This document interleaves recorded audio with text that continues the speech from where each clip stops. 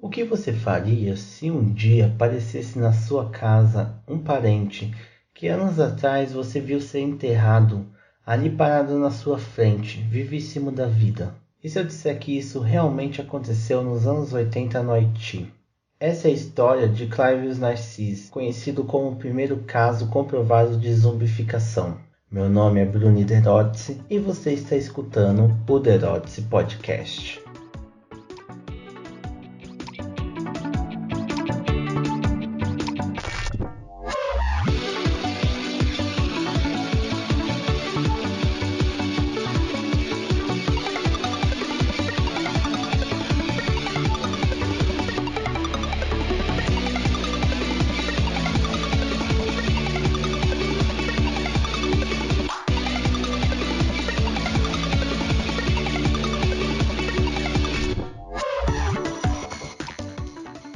Olá, manos e manes! Estamos aqui em mais um episódio do Derotzi Podcast. Se por acaso você chegou aqui de paraquedas e não entendeu ainda direito o que é esse podcast, indico para que você escute o episódio de apresentação, onde estarei falando um pouquinho sobre mim e um pouquinho sobre o que é a ideia desse podcast. Para já quem está em dia, já está sabendo de tudo, fique sabendo que esse é o episódio de estreia do História Bizarra. História Bizarra é um programa que vai trazer histórias reais que dariam uma bela de uma ficção. São histórias sobre crimes, eventos paranormais e todas essas coisas que deixariam qualquer pessoa de cabelo em pé. E nesse episódio de estreia estaremos falando sobre um caso real, sobre um cara que disse que foi transformado num zumbi lá no Haiti. Então vamos lá, vamos começar essa história louca. Bora que bora!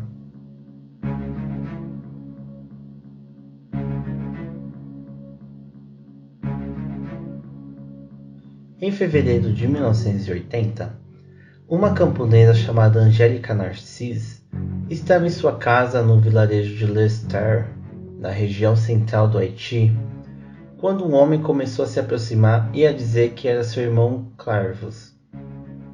De início a moça não acreditou no que ele dizia, pois 18 anos antes ela tinha visto com seus próprios olhos seu irmão sendo enterrado após ter dado como morto em 1962. Mas como o homem utilizava de apelidos usados na infância pelos irmãos e relatava histórias que ninguém de fora da família conhecia, ela começou a aceitar que aquele homem era realmente seu irmão falecido. Mas como isso era possível? Antes de responder, é preciso voltar para abril de 1962, quando Narcisse entrou no hospital haitiano Albert Schweitzer.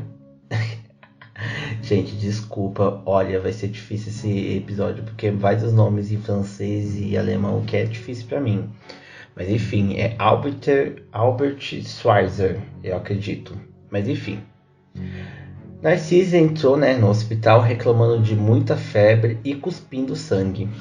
O médico não conseguiram fazer um diagnóstico, mas relataram que a sua situação piorou e 3 dias depois ele veio a óbito aos 43 anos e foi assinado por 2 médicos, um estadunidense e outro haitiano, e apontado como causa de morte hipertensão maligna e edema pulmonar.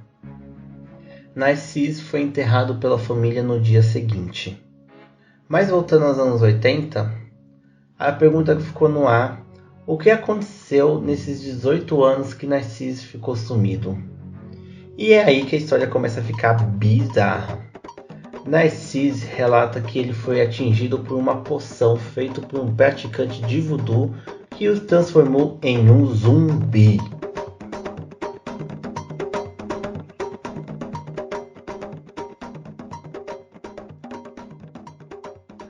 Antes de entrarmos nos detalhes da história de Narcisse, é preciso abrir um grande parênteses aqui para falar sobre a religião voodoo, principalmente como ele é praticado no Haiti. O voodoo haitiano nasceu da mistura do catolicismo com a espiritualidade das Áfricas Ocidental e Central, e foi utilizada por escravizados fugitivos como a identidade para provocar rebeliões contra o Império Francês que colonizava a região. E diferente como é retratado na grande mídia e na cultura popular como um ritual ou magia, Boa parte da religião é utilizada como uma forma de sistema de saúde, sendo uma cura religiosa. E como foi dito, o voodoo foi utilizado para acender rebeliões contra colonizadores, chegando a ser proibido pelo governo do Haiti, que assumiu o catolicismo como religião oficial, e criou leis que proibiam práticas ritualísticas durante os anos de 1835 até 1987, bem recente. Mas bem, como todo mundo pode imaginar, isso não funcionou e a religião continua sendo bastante dominante no país até os dias de hoje. O voodoo foi bastante utilizado, como mal, visto como mal, nos filmes de terror em Hollywood, sendo colocado como uma prática ligada ao satanismo, ou melhor, contra os valores cristãos, e sempre vinha servido com uma boa dose de racismo.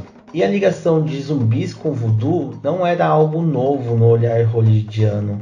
Existiam diversos filmes que retratam isso, como por exemplo White Zombie ou Zumbi Branco de 1932, que se passa no Haiti e onde mostra um praticante de voodoo transformando uma mina em zumbi.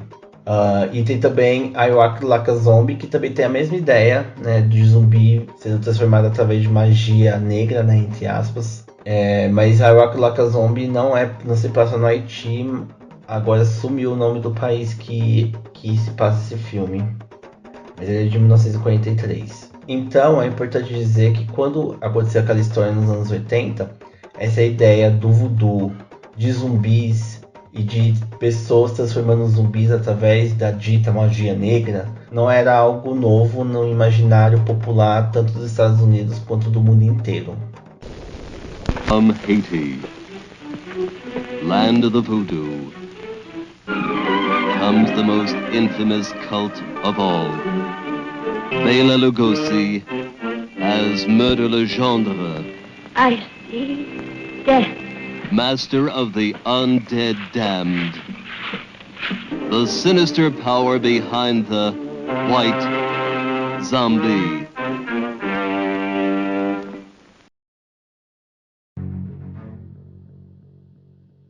Voltando para a incrível história de Narcisse. Ele descreveu uma história que daria um ótimo roteiro de filme de terror. Segundo ele, numa entrevista ao Newsnight da BBC News, um feiticeiro voodoo havia arrumado um jeito de dar uma poção para que ele ficasse no estado parecido com um morto. O haitiano contou que conseguia ouvir os médicos que diziam que estava morto e os familiares chorando em seu funeral, mas não conseguia se mexer ou falar. Ele se lembrava também de ouvir o caixão ser pregado e que um dos pregos perfurou sua bochecha, e também de ser baixado dentro do caixão e enterrado. E durante a noite, um feiticeiro voodoo o desenterrou e o reanimou com uma outra poção, voltando com a habilidade de poder se movimentar e falar, mas que o deixava em estado semi-catatônico, ou seja, numa condição de extrema passividade parecida com a que vemos nos zumbis. Ele também descobriu que isso era uma punição por se recusar a sustentar filhos que teve com algumas mulheres e por se recusar a ceder um terreno ao irmão necessitado. Olha, imagina se essa moda pega, hein? Enfim, após a ressuscitação, entre aspas, ele foi levado para uma fazenda de propriedade do feiticeiro e ali foi forçado a trabalhar por mais de 2 anos nas plantações. Narcisse também disse que havia mais de 100 zumbis com ele trabalhando no local, e ele só se libertou quando um dos zumbis matou o feiticeiro e todos ali conseguiram fugir. Narcisse ficou cerca de 16 anos vagando pelo país até ter condições de voltar para seu vilarejo.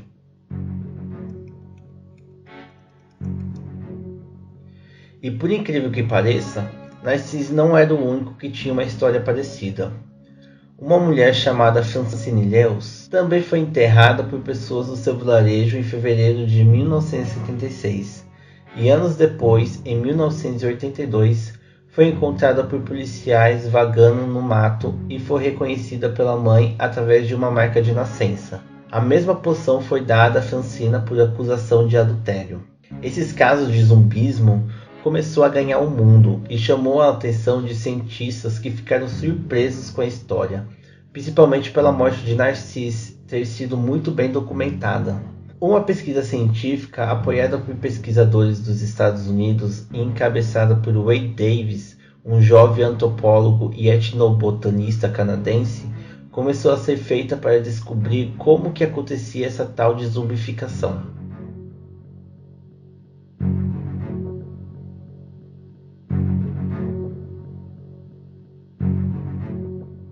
Então, em 1982, os pesquisadores começaram a fazer diversas entrevistas com praticantes voodoos, onde pegavam alguns dos ingredientes que eram utilizados nas práticas e eram levados para análise na Universidade de Harvard. Wade contou ao Newsnight que a mistura era levada para o laboratório para descobrir os ingredientes entre plantas e componentes animais, analisando as plantas no Museu Botânico e os animais no Museu de Zoologia Comparada. E o componente que mais chamou a atenção era de um peixe da família Tetraodontideus. Nossa, esse daqui foi difícil, mas é isso, Tetraodontideus. Esse peixe tem na pele, ovário, intestino e vários dos seus órgãos internos uma neurotoxina chamada tetrodotoxina.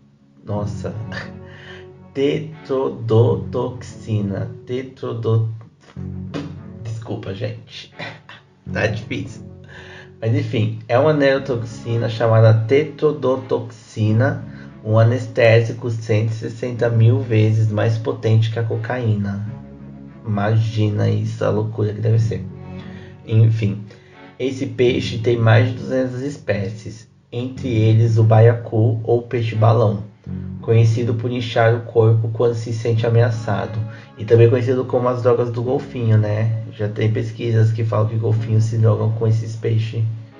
Esse era um dos únicos componentes em comum achado por Davis nas poções analisadas, e por ser um peixe muito conhecido no Japão, ele teve acesso a uma extensa literatura biomédica, onde listou os sintomas típicos pela intoxicação de tetrodotoxina, e tinha diversos sintomas distintos que coincidiam com os sintomas relatados por Narcisse, pelos médicos que o trataram e por outras vítimas da poção. E ainda encontraram na literatura japonesa casos de zumbificação parecidos com o que ocorreu no Haiti. Wade Davis acredita que o peixe não era o único componente importante para a poção de zumbificação. Uma planta da família das daturas pode também estar relacionada. Tradicionalmente usada por povos originários da América Central, a erva do diabo é uma datura, e ela tem propriedades alucinógenas, e a intoxicação com a planta pode causar desde delírios e alucinações a desorientação, comportamento submisso e apático.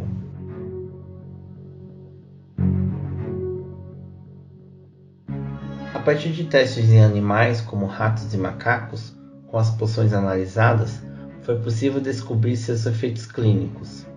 O professor de neuropatologia da Universidade de Colômbia, chamado Leon Roisin, coordenou os testes aplicando a fórmula na pele dos animais. Entre 6 e 9 horas após as aplicações, os ratos paravam de responder estímulos nos olhos, ouvidos ou mesmo de dor. Olhando à distância, os ratos pareciam mortos, mas analisando profundamente dava para ver que respiravam e que o coração batia.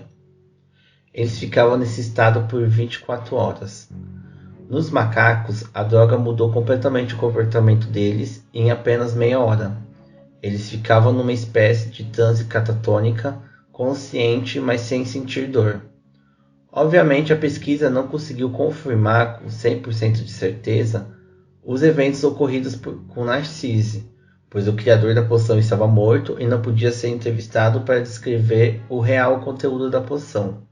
Mas isso se tornou uma das situações mais verossímeis com a condição relatada no Haiti. A pesquisa de Wade Davis é relatada no livro A Serpente e o Arco-Íris, contando as descobertas e experiências no Haiti, e foi bastante discutida, dividindo opiniões entre outros pesquisadores. Atualmente, Davis é professor de antropologia da Universidade British Columbia, autor de vários livros sobre povos originários da América Latina e nomeado como um dos exploradores do milênio pela National Geographic Society. Clivus Narcisse passou a viver com a família desde seu retorno ao vilarejo e faleceu dessa vez de verdade em 1994 aos 72 anos.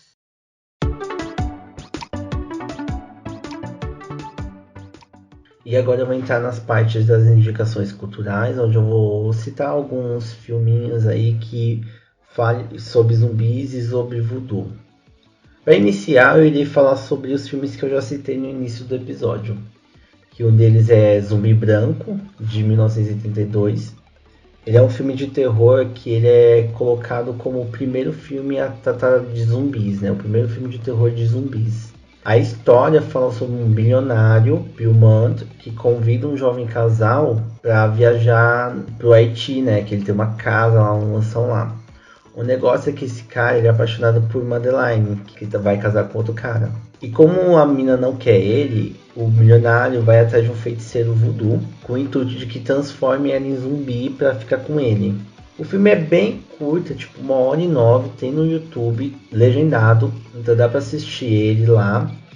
Ele tem as suas problemáticas, porque o feiticeiro voodoo é um cara branco, tem o blackface no filme, mas é um filme interessante para poder ver como a galera imaginava, né, na época, né, essas coisas.